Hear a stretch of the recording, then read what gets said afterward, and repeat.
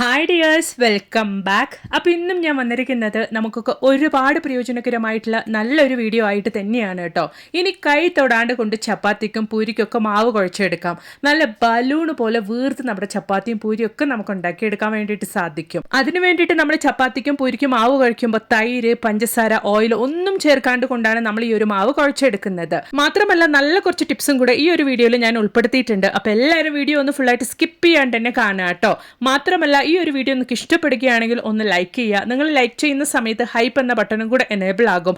അതും കൂടെ നിങ്ങളൊന്ന് ക്ലിക്ക് ചെയ്ത് കൊടുക്കുവാണെങ്കിൽ ഒരുപാട് പേർക്ക് എൻ്റെ ഈ ഒരു വീഡിയോ റീച്ച് ആവുന്നതായിരിക്കും. അപ്പോൾ നമുക്കിനി സമയം കളയാണ്ട് നേരെ വീഡിയോയിലേക്ക് പോവാം. അപ്പോൾ നമുക്ക് നമ്മുടെ ആദ്യത്തെ ടിപ്പ് ഒന്ന് കണ്ടു നോക്കാം. ഇതുപോലെ നമ്മൾ കുളിക്കുന്ന സോപ്പൊക്കെ യൂസ് ചെയ്യുന്ന സമയത്ത് പെട്ടെന്ന് അലുത്തു പോവാണ്ടിരിക്കാൻ വേണ്ടിയിട്ടുള്ള ഒരു ടിപ്പാണ് കേട്ടോ. അതിന് വേണ്ടിയിട്ട് ഞാനിവിടെ ബോട്ടിൽ മൂടിയാണ് എടുത്തിരിക്കുന്നത്. ആ ഒരു ബോട്ടിൽ മൂടി ആ ഒരു സോപ്പിൻ്റെ അടിയിലേക്കായിട്ട് ഇതുപോലെ ഒന്ന് പ്രസ് ചെയ്ത് വെച്ച് കൊടുക്കുവാണെങ്കിൽ അത് നല്ല രീതിക്ക് ആ ഒരു സോപ്പിലേക്ക് പിടിച്ചു നിൽക്കും. അതുമൂലം തന്നെ നമ്മൾ ഓരോ തവണ ഉപയോഗിച്ചിട്ട് ഇങ്ങനെ വെക്കുന്ന സമയത്തും വെള്ളം ചേർന്നിട്ട് ആ ഒരു സോപ്പ് അലിഞ്ഞു പോവാതെ കുറച്ച് ദിവസമെങ്കിലും നമുക്ക് ആ ഒരു സോപ്പ് ഉപയോഗിക്കാൻ വേണ്ടിയിട്ട് സാധിക്കും. നല്ലൊരു ടിപ്പാണ് കേട്ടോ. ഞാൻ ഉപയോഗിക്കുന്ന ഒരു നല്ലൊരു ടിപ്പാണ്. ഈ ഒരു രീതിയിലാണ് നിങ്ങൾ സോപ്പ് ഉപയോഗിക്കുന്നതെങ്കിൽ, ഉപയോഗിച്ചതിന് ശേഷം നിങ്ങൾ സോപ്പ് വെക്കുന്നതെങ്കിൽ പതിവിലും ഏറെ നിങ്ങളുടെ സോപ്പ് നിങ്ങൾക്ക് നിലനിൽക്കുന്നതായിരിക്കും. ട്രൈ ചെയ്ത് നോക്കുക കേട്ടോ. അപ്പോൾ ഇനി നമുക്ക് നമ്മുടെ അടുത്ത ടിപ്പ് ഒന്ന് കണ്ടു നോക്കാം. അതിന് വേണ്ടിയിട്ട് മിക്സിയുടെ ജാറിലേക്ക് ഈ ഒരു ബൗളിൽ 1 ബൗൾ അളവിലേക്ക് ഞാൻ ഗോതമ്പ് പൊടിയാണ് കേട്ടോ ചേർത്ത് കൊടുത്തിരിക്കുന്നത്. അപ്പോൾ മാവിലേക്ക് ഞാൻ ഒരു 1/4 ബൗൾ അളവിലേക്ക്, ഞാൻ എടുത്ത ആ ഒരു ബൗളിൽ 1/4 ബൗൾ അളവിലേക്ക് വെള്ളം കൂടെ ചേർത്ത് കൊടുക്കുന്നുണ്ട്. അതുപോലെ തന്നെ ആവശ്യത്തിനുള്ള ഉപ്പും ഞാൻ ചേർത്ത് കൊടുക്കുന്നുണ്ട്. ഇതിൽ ഞാൻ തൈര്, പഞ്ചസാര, അതുപോലെ തന്നെ ഓയിലൊന്നും ചേർത്ത് കൊടുക്കുന്നില്ല. പച്ച വെള്ളത്തിലാണ് കേട്ടോ ഞാൻ മിക്സിയുടെ ജാറിലിട്ട് ഇതുപോലെ ഒന്ന് അരച്ചെടുത്തത്. ഞാൻ മിക്സിയിലിട്ട് അരച്ചെടുക്കുന്ന സമയത്ത് ഞാൻ ഓൾറെഡി ഒരു 1/4 ബൗൾ അളവിലേക്ക് വെള്ളം ചേർത്ത് കൊടുത്തിട്ടുണ്ടായിരുന്നു. അതിനുശേഷം ഞാൻ ഒരു ടേബിൾ സ്പൂൺ അളവിലും കൂടെ വെള്ളം ചേർത്ത് കൊടുത്തിട്ടുണ്ടായിരുന്നു കേട്ടോ. അങ്ങനെ നമ്മളെടുത്ത ആ ഒരു മാവിന് ഓരോ മാവിനും നമ്മൾ എടുക്കുന്ന ആ ഒരു വെള്ളത്തിന്റെ അളവ് വ്യത്യാസപ്പെടും. അതിനനുസരിച്ച് നിങ്ങൾ ഒഴിച്ചു കൊടുക്കുവാണെങ്കിൽ നല്ല പെർഫെക്റ്റ് ആയിട്ട് തന്നെ കൈ തൊടാണ്ട് കൊണ്ട് ഇതുപോലെ നിങ്ങൾക്ക് മാവ് കുഴച്ചെടുക്കാൻ വേണ്ടിയിട്ട് സാധിക്കും. ആ ഒരു മിക്സിയുടെ ജാറിൽ അധികം ഒന്നും നമുക്ക് മാവൊന്നും വേസ്റ്റായി പോവില്ല. ആ ഒരു രീതിയിൽ തന്നെ നമ്മുടെ മാവ് നമുക്ക് ഇതുപോലെ നല്ല പെർഫെക്റ്റ് ആയിട്ട് മിക്സിയുടെ ജാറിൽ നമ്മൾ മാവ് കുഴച്ചെടുക്കുമ്പോൾ നല്ല സോഫ്റ്റ് ആയിട്ട് തന്നെ നമുക്ക് മാവ് കിട്ടുകയും ചെയ്യും കേട്ടോ. അപ്പോൾ ഇതാ നമ്മുടെ ചപ്പാത്തിക്കും അതുപോലെ തന്നെ പൂരിക്കൊക്കെ ഉള്ള മാവ് ഇവിടെ റെഡി ആയിട്ടുണ്ട്. സമയം കൊണ്ട് നമ്മുടെ മിക്സി ജാറും നമുക്കൊന്ന് ക്ലീൻ ചെയ്തെടുക്കാം. അതിന് വേണ്ടിയിട്ട് കുറച്ച് ലിക്വിഡ് ഡിഷ് വാഷാണ് ഞാൻ അതിലേക്ക് ഒഴിച്ചു കൊടുക്കുന്നത്. എന്നിട്ട് കുറച്ച് വെള്ളം കൂടെ ഒന്ന് ഒഴിച്ചു കൊടുത്ത് ഒന്നൊന്ന് ചുറ്റിച്ചെടുക്കുവാണെങ്കിൽ നല്ല രീതിയിൽ തന്നെ ആ ഒരു മിക്സിയുടെ ജാറിലുള്ള മാവ് നമുക്ക് കൈ തൊടാണ്ട് തന്നെ ഇതുപോലെ ക്ലീൻ ചെയ്തെടുക്കാൻ വേണ്ടിയിട്ട് സാധിക്കും. അപ്പോൾ ഇതാ മിക്സിയുടെ ജാർ നിങ്ങൾക്ക് കണ്ടാൽ മനസ്സിലാവും എല്ലാം തന്നെ നമ്മൾ ക്ലീൻ ചെയ്തെടുത്തിട്ടുണ്ട്. അപ്പോൾ ഇനി നമ്മൾ റെഡിയാക്കിയ നമ്മുടെ മാവ് എങ്ങനെയാണ് കൈ തൊടാണ്ട് കൊണ്ട് ചപ്പാത്തിക്കും പൂരിക്കൊക്കെ നമ്മൾ പരത്തിയെടുക്കുന്നത് എന്നുള്ളത് നമുക്കൊന്ന് കണ്ടു നോക്കാം. അതിന് വേണ്ടിയിട്ട് ഞാനിവിടെ ആട്ടപ്പൊടിയുടെ ഒരു കവർ തന്നെയാണ് കേട്ടോ എടുത്തിരിക്കുന്നത്. നിങ്ങളുടെ കയ്യിൽ ഓയിൽ കവർ അല്ലെങ്കിൽ വേറെ എന്തെങ്കിലും പ്ലാസ്റ്റിക് കവർ ഉണ്ടെങ്കിൽ അത് നിങ്ങൾക്ക് ഉപയോഗിക്കാവുന്നതാണ്. അതിനുശേഷം നമ്മൾ മിക്സിയുടെ ജാറിൽ നല്ല പെർഫെക്റ്റ് ആയിട്ട് തന്നെ കുഴച്ചെടുത്ത മാവ് ഞാൻ ഇതുപോലെ ചപ്പാത്തിക്ക് വേണ്ടിയിട്ട് കറക്റ്റായിട്ട് എടുത്തതിന് ശേഷം ആ ഒരു കവർ ഇതുപോലെ നമുക്കൊന്ന് ക്ലോസ് ചെയ്തെടുക്കാം. അതിനുശേഷം ഇതുപോലെ ഒരു പാത്രം വെച്ചിട്ട് നല്ല രീതിയിൽ തന്നെ ഒന്ന് പ്രസ് ചെയ്ത് തിരിച്ചു കൊടുക്കാം. നമുക്ക് ആ ഒരു ചപ്പാത്തിയുടെ അളവ് എത്രത്തോളം വേണോ അതിനനുസരിച്ച് നമ്മളൊന്ന് തിരിച്ചൊന്ന് ഇതുപോലെ ഒന്ന് പ്രസ് ചെയ്ത് കൊടുക്കുവാണെങ്കിൽ നല്ല പെർഫെക്റ്റ് ആയിട്ട് റൗണ്ട് ഷേപ്പിൽ തന്നെ നിങ്ങൾക്ക് ആ ഒരു മാവ് പരത്തിയെടുക്കാൻ വേണ്ടിയിട്ട് സാധിക്കും. ഒരു തവണ നിങ്ങളൊന്ന് ട്രൈ ചെയ്ത് നോക്കുക കേട്ടോ. വളരെ ഈസി ആയിട്ട് തന്നെ ചപ്പാത്തി പരത്തിയെടുക്കാനുള്ള ഒരു കിടിലൻ ടിപ്പാണ്. ട്രൈ ചെയ്ത് നോക്കുക. ഇഷ്ടപ്പെടുകയാണെങ്കിൽ ഒന്ന് ലൈക്കും കൂടെ ചെയ്യുക കേട്ടോ. അപ്പോൾ ഇതാ നമ്മുടെ പാന് നന്നായിട്ടൊന്ന് ചൂടായിട്ടുണ്ട്. നമ്മളിപ്പോൾ പരത്തിയെടുത്ത് നമ്മുടെ ചപ്പാത്തിക്കുള്ള മാവ് നമുക്ക് ഇതുപോലെ ആ ഒരു പാനിലേക്കൊന്ന് വെച്ചു കൊടുക്കാം. എന്നിട്ട് നല്ല രീതിയിൽ തന്നെ നമ്മുടെ ചപ്പാത്തി നമുക്കൊന്ന് ചുട്ടെടുക്കാം കേട്ടോ. ബാച്ചിലേഴ്സിനും അതുപോലെ തന്നെ ഹോസ്റ്റലിലൊക്കെ താമസിക്കുന്നവർക്കൊക്കെ വേണ്ടിയിട്ട് വളരെ ഈസി ആയിട്ട് തന്നെ കൈ തൊടാണ്ട് കൊണ്ട് മാവ് കുഴയ്ക്കാൻ വേണ്ടിയിട്ടും അതുപോലെ തന്നെ പരത്തിയെടുത്ത് ഇതുപോലെ ചുട്ടെടുക്കാനൊക്കെ വേണ്ടിയിട്ടുള്ള കിടിലൻ ടിപ്പാണ്. നിങ്ങൾ ട്രൈ ചെയ്ത് നോക്കുക. ഈ ഒരു രീതിയിൽ നമ്മൾ മാവ് കുഴയ്ക്കുമ്പോൾ എത്ര മാവ് വേണമെങ്കിലും നമുക്ക് കൈ മെനക്കെടാണ്ട് കൊണ്ട് ഒരു പ്രയാസവും ഇല്ലാണ്ട് നമുക്ക് നല്ല സോഫ്റ്റ് ആയിട്ട് തന്നെ കുഴച്ചെടുക്കാൻ വേണ്ടിയിട്ടും സാധിക്കും. അപ്പോൾ ഇതാ നിങ്ങൾക്ക് ലൈവായിട്ട് തന്നെ കാണാം. നമ്മൾ ഉണ്ടാക്കുന്ന ഒരു ചപ്പാത്തിയും നല്ല രീതിയിൽ തന്നെ രണ്ട് സൈഡും നമുക്ക് നല്ല പോലെ തന്നെ ബലൂൺ പോലെ വീർത്ത് വരുന്നുണ്ട്. അതുകൊണ്ട് തന്നെ നമ്മുടെ ചപ്പാത്തി 2 ദിവസം കഴിഞ്ഞാലും ഇതുപോലെ നല്ല സോഫ്റ്റ് ആയിട്ട് തന്നെ ഇരിക്കും. നിങ്ങൾക്ക് കാണാൻ നമ്മുടെ ചപ്പാത്തി നന്നായിട്ട് തന്നെ നല്ല ബലൂൺ പോലെ തന്നെ വീർത്ത് വരുന്നുണ്ട്. അപ്പോൾ ഇനിയിപ്പോൾ എത്ര മാവ് വേണമെങ്കിൽ നമുക്ക് ഈസി ആയിട്ട് തന്നെ കുഴച്ചു കൊടുക്കാം. അതുപോലെ തന്നെ കൈ തൊടാണ്ട് കൊണ്ട് നമുക്ക് പരത്തിയെടുക്കാനും സാധിക്കും. സാധിക്കും. വളരെ എളുപ്പത്തിൽ നല്ല ബലൂൺ പോലുള്ള ചപ്പാത്തി നിങ്ങളും വീട്ടിൽ ഇതുപോലൊന്ന് തയ്യാറാക്കി നോക്കുക കേട്ടോ. ഒരുപാട് പേർക്ക് വീട്ടിൽ ചപ്പാത്തി ഉണ്ടാക്കാൻ മടിയായിരിക്കും. കാരണം ആ ഒരു ചപ്പാത്തി നല്ല പെർഫെക്റ്റ് ആയിട്ടും സോഫ്റ്റ് ആയിട്ടും വരുന്നില്ല എന്നുള്ളത് തന്നെയായിരിക്കും. ഈ ഒരു രീതിയിലാണെങ്കിൽ ആർക്ക് വേണമെങ്കിലും എളുപ്പത്തിൽ ചപ്പാത്തി ഉണ്ടാക്കാം. ട്രൈ ചെയ്ത് നോക്കുക കേട്ടോ. അപ്പോൾ ഇനി നമുക്ക് നമ്മുടെ അടുത്ത ടിപ്പ് ഒന്ന് കണ്ടു നോക്കാം. അതിന് വേണ്ടിയിട്ട് ഞാനിവിടെ 2 ബോട്ടിൽ മൂടിയാണ് എടുത്തു വെച്ചിരിക്കുന്നത്.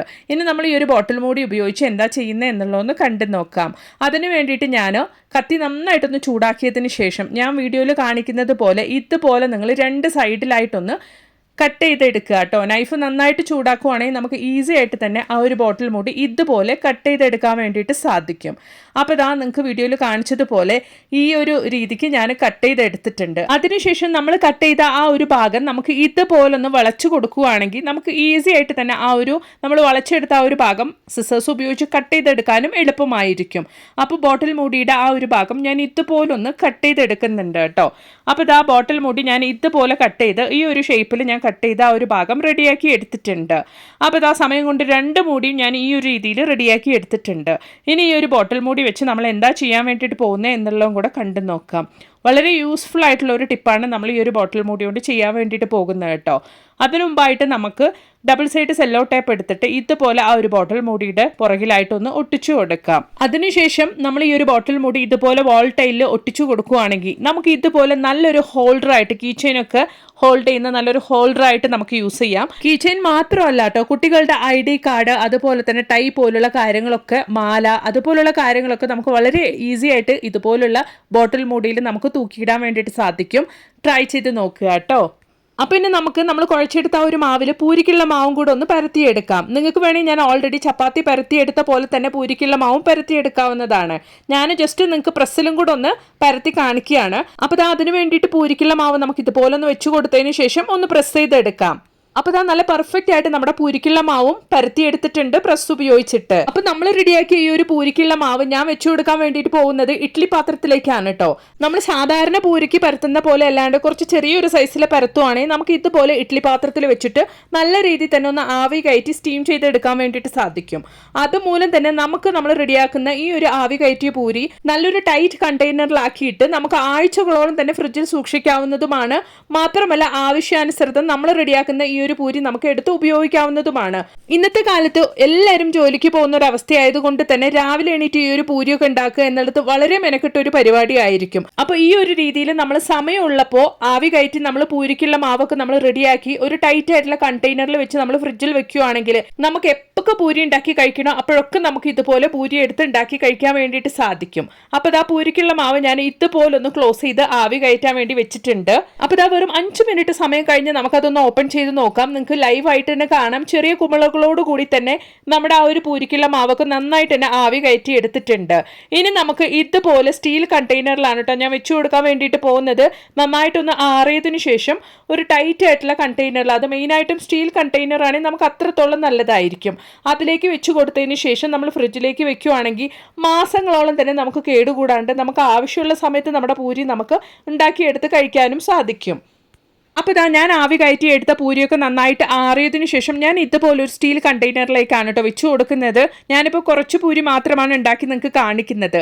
ഇതുപോലെ നിങ്ങൾ റെഡിയാക്കി വെക്കുകയാണെങ്കിൽ മാസങ്ങളോളം തന്നെ നിങ്ങൾക്ക് നല്ല രീതിയിൽ തന്നെ കേടുകൂടാണ്ട് സൂക്ഷിക്കാൻ വേണ്ടിയിട്ടും സാധിക്കും. ഇതുപോലെ നിങ്ങൾ എപ്പോൾ എടുത്തിട്ട് നിങ്ങൾ ആ ഒരു ആവി കയറ്റി പൂരി ഉണ്ടാക്കുകയാണെങ്കിൽ നല്ല രീതിയിൽ തന്നെ ബലൂൺ പോലെ വീർത്ത് നിങ്ങൾക്ക് വരികയും ചെയ്യും. അപ്പോൾ ഉറപ്പായിട്ട് നിങ്ങളും ഇതുപോലെ ഒന്ന് തയ്യാറാക്കി നോക്കുക കേട്ടോ. അപ്പോൾ ഇന്ന് ഞാൻ എൻ്റെ വീഡിയോയിൽ കാണിച്ച എല്ലാ ടിപ്സുകളും നിങ്ങൾക്ക് ഒരുപാട് പ്രയോജനകരമായെന്ന് ഞാൻ കരുതുന്നു. വീഡിയോ ഇഷ്ടപ്പെടുകയാണെങ്കിൽ ഒന്ന് മറക്കാണ്ട് ലൈക്ക് ചെയ്യുക. ലൈക്ക് ചെയ്യുന്ന സമയത്ത് ഹൈപ്പ് എന്ന ബട്ടണും കൂടെ ഒന്ന് എനേബിൾ ചെയ്ത് കൊടുക്കുക കേട്ടോ. മാത്രമല്ല നല്ല കുറേ വീഡിയോസ് ഞാൻ എൻ്റെ ചാനലിൽ ഉൾപ്പെടുത്തിയിട്ടുണ്ട്. നിങ്ങൾ അതും കൂടെ ഒന്ന് കയറി ചെക്ക് ചെയ്ത് നോക്കുക. അപ്പോൾ ഇനി ഒരു പുതിയ വീഡിയോ ആയിട്ട് നിങ്ങളുടെ അടുത്തേക്ക് വരുന്നത് വരയ്ക്കും എല്ലാവർക്കും ബൈ.